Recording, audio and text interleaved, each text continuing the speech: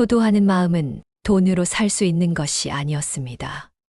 품 안에 자식을 놓아주지 못했던 어머니에게는 과연 어떤 일이 일어났던 것일까요? 저는 올해로 72살이 된 김주애라고 합니다. 아침에 눈을 뜨면 가장 먼저 하는 일은 창문을 열어 바깥 공기를 들이마시는 것입니다. 이제는 혼자 사는 것이 익숙해졌지만 때로는 그 적막함이 견디기 힘들 때가 있습니다. 내 유일한 아들 준수가 결혼한 지도 벌써 5년이 지났네요. 워낙 늦게 장가를 보낸 터라 손주 소식은 아직 없습니다. 그래도 자식이 행복하게 사는 모습을 보는 것만으로도 충분하다고 스스로를 달래봅니다. 어머니, 이번 주말에 같이 식사하실래요? 아내도 시간 괜찮대요. 아들의 전화 한 통에 마음이 설렙니다. 요즘 들어 아들과 며느리가 한 달에 2번은 저를 데리고 외식을 하는데 처음에는 그런 마음씨가 너무 고마웠습니다. 그래. 엄마 시간 많지 어디서 만날까? 처음 몇 번은 제가 앞장서서 계산을 했습니다.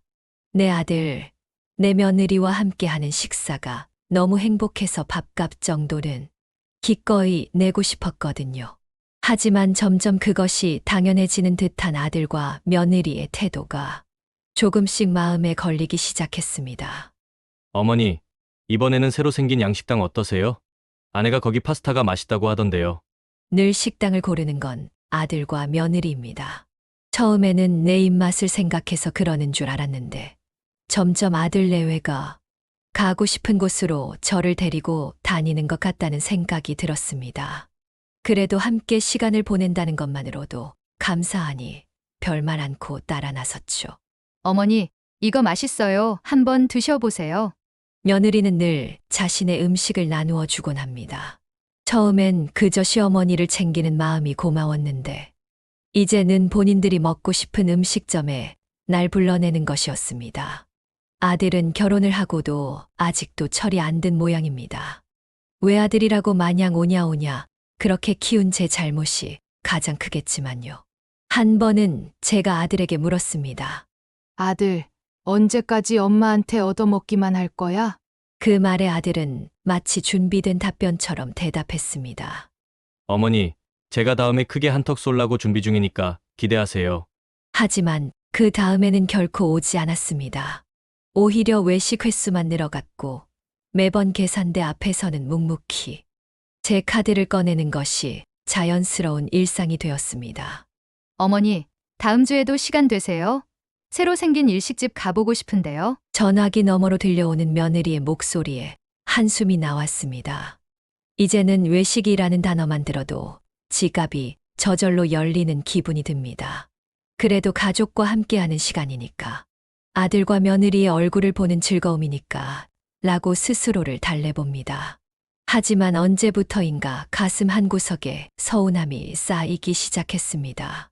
빈말이라도 어머니, 오늘은 제가 살게요 라는 말 한마디가 그렇게 어려운 걸까요? 오늘도 식사를 마치고 계산대 앞에 서서 지갑을 꺼내는 제 손이 무겁게 느껴집니다. 아들과 며느리는 이미 식당 밖으로 나가 있네요. 그들의 뒷모습을 바라보며 문득 생각했습니다. 이렇게 계속 가도 괜찮은 걸까? 서운함은 계속해서 쌓여만 갔습니다. 어머니, 모레 어버이날이잖아요. 저희랑 같이 식사해요. 며느리의 전화에 순간 가슴이 따뜻해졌습니다. 올해는 어버이날도 기억해 주는구나 싶어서요. 기쁜 마음에 곧바로 대답했습니다. 그래. 좋지. 어디서 만날까? 저번에 어머니가 말씀하셨던 일식당 있잖아요. 남편이 예약해놨어요. 저녁 7시에 봬요. 전화를 끊고 나니 괜히 설렙니다. 어버이날이라고 특별히 식사 자리를 마련해 준 것이 고마웠습니다. 혹시 이번에는 아들이 계산을 하려나 괜한 기대를 하면서 약속 시간에 맞춰 일식당으로 향했습니다. 어머니, 여기요. 식당 안으로 들어서자 며느리가 손을 흔들며 저를 반겼습니다. 그런데 테이블에는 며느리만 앉아 있었습니다. 준수는? 아, 방금 전화가 왔는데 회사에 급한 일이 생겼대요. 어머니께 미안하다고 전해달래요. 올 수 있으면 온다고 저희 둘이 먼저 식사하고 있으래요. 아들이 없다니 그래도 자식이라고 서운한 감정이 올라왔습니다. 미워도 자식이라고 마냥 철없이 굴어도 있어주는 게 좋았나 봅니다. 메뉴는 어떤 걸로 드실래요, 어머니? 돈가스 정식으로 할게. 저는 튀김 정식 먹을게요. 어색한 침묵 속에서 각자 메뉴를 주문했습니다. 아들이 없어서인지 분위기가 영 어색했습니다. 음식이 나오기를 기다리는 동안 며느리는 계속 핸드폰만 들여다보고 있었습니다. 드디어 음식이 나왔습니다. 내 앞에는 노릇노릇한 돈가스가, 며느리 앞에는 새우와 오징어, 야채 튀김이 올려진 정식이 놓였습니다. 어머니, 잠시만요. 며느리가 종업원을 불러 빈 접시를 하나 더 가져다 달라고 했습니다. 빈 접시가 오자 며느리가 제게 말했습니다. 어머니, 돈가스 맛있어 보이는데 저 하나만 주세요. 순간 당황스러웠지만 괜찮다고 생각하며 돈가스 한 조각을 빈 접시에 올려주었습니다. 정말 맛있다. 어머니, 죄송한데 하나 더 주시면 안 돼요? 며느리의 요청에 한 조각을 더 주었습니다. 그런데 이어진 말의 순간 귀를 의심했습니다. 어머니, 역시 돈가스가 더 맛있네요. 우리 그냥 바꿔 먹을까요? 뭐, 바꿔 먹자고? 네. 튀김이 오늘 좀 느끼해서요. 어머니는 튀김 좋아하시잖아요. 황당했지만 바꿔 먹기로 했습니다. 그런데 바꾼 접시를 보니 새우튀김과 오징어 튀김은 이미 다 먹어버린 상태였고 버섯 튀김과 당근, 양파 튀김만 덩그러니 남아 있었습니다. 좋은 건 다 빼먹고 시덥잖은 튀김 쪼가리만 몇 개 남겨놓은 채 바꿔 먹자고 말하는 며느리가 제정신인가 생각됐지만 그냥 좋은 게 좋은 거라 생각하고 넘어가기로 했습니다. 식사를 마치자 며느리가 말했습니다. 어머니, 잘 먹었어요. 다음에 남편이랑 같이 근사한 데서. 저희가 크게 대접할게요. 이게 도대체 무슨 상황인가요? 또 저보고 계산하라는 듯 눈치를 주는 것 같았습니다. 밥 먹자고 불러놓고 맛있는 음식은 내가 다 먹어놓고 돈은 나보고 내라고? 이럴라고 나 불렀니? 순간 화가 치밀었습니다. 어버이날에 아들은 오지도 않고 맛있는 건 다 먹어치우고 계산까지 나보고 하라니 그동안 쌓였던 서운함이 폭발했습니다. 에이, 어머니도 돈가스하고 튀김 같이 드셨잖아요. 얼마 되지도 않는데 왜 그러세요? 나한테 돈 맡겨놓은 것도 아니면서 며느리는 이깟 밥값 몇 푼에 유세 떠느냐는 듯이 비아냥거렸습니다. 얼마 되지도 않는 거면 네가 내면 되지. 그건 무슨 태도야? 알았어요. 그러면 우리 더치페이 해요. 제가 먹은 건 제가 낼게요. 어머님 드신 게 5,000원 더 비싼 거 아시죠? 며느리의 말에 분노가 치솟았습니다. 지금까지 수십 번 외식 때마다 밥값 내준 것도 모자라 시애미 먹지도 못하게 다 뺏어 먹고는 더치페이를 하자니 이건 정말 아니었습니다. 됐다. 이럴 거면 왜 밥을 먹자고 한 거니? 내가 다 먹었으니 내가 계산해. 난 간다. 화가 나서 핸드백을 챙겨 식당을 나갔습니다. 뒤에서 며느리가 부르는 소리가 들렸지만 돌아보지 않았습니다. 빠른 걸음으로 식당을 빠져나와 밖에 서서 심호흡을 했습니다. 그제서야 눈물이 왈칵 쏟아졌습니다. 집으로 돌아오는 내내 생각이 많았습니다. 하나뿐인 아들이라고 노총각 아들 데리고 살아주는 게 고마워서.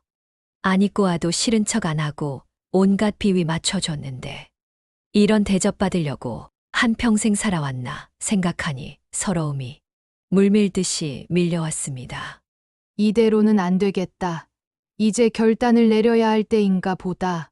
집에 돌아와 불을 켜고 창가에 앉았습니다. 창밖으로 보이는 도시의 불빛들이 제 마음처럼 흔들리는 것 같았습니다. 오늘 있었던 일을 곱씹을수록 가슴속에서 분노와 서운함이 커져갔습니다. 서랍장에서 부동산 관련 서류 뭉치를 꺼내들었습니다. 그 중에서 아들이 살고 있는 집의 등기부등본과 재산세 고지서를 찾아 책상 위에 펼쳐놓았습니다. 저에게는 제 명의의 집이 한 채 있었습니다. 5년 전 아들이 결혼할 때 그 집에 살고 있는 세입자를 내보내고 아들 부부에게 그 그 집을 내어주었습니다. 어차피 유산으로 물려줄 집이기도 했기에 무리해서 대출받아 신혼집을 따로 장만하느니 그 편이 훨씬 경제적이다 생각했던 것입니다. 집 걱정 없이 편히 살게 해줬더니 이제는 나를 봉으로 아는구나. 집도 내주고 재산세도 내가 내주고 있었지만 저는 불평 한 번 한 적이 없습니다. 아들과 며느리가 경제적으로 안정될 때까지만 도와주자는 마음이었으니까요. 하지만 5년이 지난 지금 아들 내외는 제게 밥 한 끼 사준 적이 없었습니다. 결혼만 했지 아직도 철이 들지 못했던 것입니다. 전화기를 들어 부동산 중개사무소에 전화를 걸었습니다. 여보세요? 미소부동산인데요. 안녕하세요. 집을 매물로 내놓으려고요. 네, 그러세요. 주소가 어디신데요? 부동산 중개인은 위치가 좋아 금방 팔릴 것 같다고 했습니다. 매수자가 생기는 대로 다시 연락을 주기로 했습니다. 일주일 후 놀랍게도 매수자가 바로 나타났습니다. 부동산 중개사의 연락을 받고 계약 날짜를 잡았습니다. 이제 아들에게 알려야 할 때가 왔습니다. 집에 돌아와 아들에게 전화를 걸었습니다. 준수야, 엄마야, 네, 어머니. 어쩐 일이세요? 내일 너희 집에 가려고 하는데 너희 둘 다 집에 있니? 네? 무슨 일이신데요? 가서 이야기할게. 중요한 얘기가 있어. 다음 날 아들네 집에 도착했을 때 아들과 며느리는 어색한 표정으로 저를 맞이했습니다. 어머니, 들어오세요. 차라도 한 잔 드릴게요. 며느리가 차를 내오는 동안 거실에 아들과 마주 앉았습니다. 너희에게 중요한 할 말이 있다. 네. 무슨 일인데요? 말씀하세요. 이 집 팔기로 했다. 순간 아들의 얼굴이 굳어졌습니다. 며느리도 차를 들고 오다가 그 말을 듣고는 그 자리에 얼어붙었습니다. 어머니. 이게 무슨 말씀이세요? 오늘 계약하고 오는 길이다. 한 달 안에 나가도록 해라. 이제 정말로 결단의 순간이 왔습니다. 어머니, 갑자기 이게 무슨 말이에요? 저희 보고 어디로 가란 말씀이세요? 아들과 며느리의 얼굴이 창백해졌습니다. 제가 집을 판다는 소식에 그들은 충격에 빠진 듯 했습니다. 어머니, 저희가 무슨 잘못을 했길래 이러세요? 말씀해 주세요. 잘못. 너희가 몰라서 묻니? 목소리가 떨렸습니다. 지난 5년간 쌓인 서운함이 한꺼번에 터져 나왔습니다. 내가 너희 편히 살라고 집도 내주고 심지어 집 재산세도 내주고 있는데 CM이 밥 한 끼 사주는 것도 아까워하는 며느리 꼴을 더는 못 봐주겠다. 외아들이라 마냥 오냐오냐 키운 내 잘못이 가장 크지만 이제라도 바로 잡아야겠다고 생각해서 결정한 일이다. 늦었지만 이렇게 해야 너희들도 사람 굿이라고 살아가지 않겠니? 제 말에 아들의 얼굴이 굳어졌습니다. 아들은 며느리를 쳐다보았고 며느리는 그제서야 무슨 일이 있었는지 이해하기 시작했습니다. 방 안에 침묵이 흘렀습니다. 아들이 무릎을 꿇고 제 앞에 앉았습니다. 어머니, 정말 죄송해요. 제가 너무 철이 없었어요. 이제 잘할게요. 다시 한번 기회를 주세요. 아들과 며느리는 계속해서 용서를 빌었지만 제 마음은 이미 정해져 있었습니다. 사실 이번 일은 그동안 쌓여온 서운함이 폭발한 것이었지. 단순히 그날 하루의 일 때문은 아니었으니까요. 이제는 엄마한테 기대지 말고 너희 둘이서 살 방법을 찾아봐. 서로 갈 길 가자. 집을 나서는 제 뒤로 아들과 며느리의 흐느끼는 소리가 들렸습니다. 마음 한구석이 아팠지만 이미 돌이킬 수 없는 강을 건넜다는 생각이 들었습니다. 한 달 후 아들네는 작은 월세 아파트로 이사를 갔습니다. 가끔 아들이 전화를 걸어와 어떻게 지내는지 묻곤 했지만 예전처럼 외식을 하자는 말은 더 이상 하지 않았습니다. 집을 판 돈으로 저는 작은 전원주택을 마련했습니다. 서울에서 조금 떨어진 곳이지만 조용하고 공기 좋은 곳에서 새로운 시작을 하기로 한 것입니다. 일부는 제 노후 자금으로 남겨두고 나머지는 은행에 따로 보관해 두었습니다. 언젠가 아들이 정말 필요할 때 도움을 줄 수 있도록요. 하지만 그것도 선물처럼 아들이 정말 감사함을 느낄 수 있을 때 주려고 합니다. 전원주택에서의 생활은 매일이 새롭습니다. 아침에는 텃밭을 가꾸고 오후에는 마을 문화센터에서 수업을 듣습니다. 요가도 배우고 그림도 그리고 영어도 공부합니다. 젊었을 때는 해보지 못했던 일들을 하나씩 시도해보는 즐거움이 있습니다. 그렇게 저는 70년 인생에서 처음으로 나를 위한 삶을 살고 있습니다. 품 안에 자식을 놓아주지 못한 대가는 혹독했습니다. 다시 처음으로 돌아가 아들 내외와의 관계를 회복할 수 있을지는 모르겠습니다.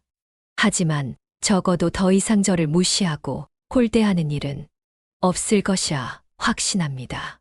서러웠던 그 시간들이 오히려 저를 이렇게 자유롭게 해주었다고 생각합니다. 저는 이제 새 삶을 살고 있습니다. 자식을 위해 모든 것을 희생하는 어머니로서가 아니라 자신을 존중하는 한 명의 여자로서 말이죠. 인생은 언제나 새로운 시작의 연속입니다. 그렇게 저는 정정하고 당당하게 남은 인생을 스스로의 주인으로 살아가기로 했습니다. 여러분, 오늘 이야기 어떠셨나요? 노년에 겪는 서운함과 결단에 대한 이 이야기가 공감되셨다면 좋아요와 구독 버튼을 눌러주세요. 다음에는 더 좋은 이야기로 찾아뵙겠습니다. 감사합니다.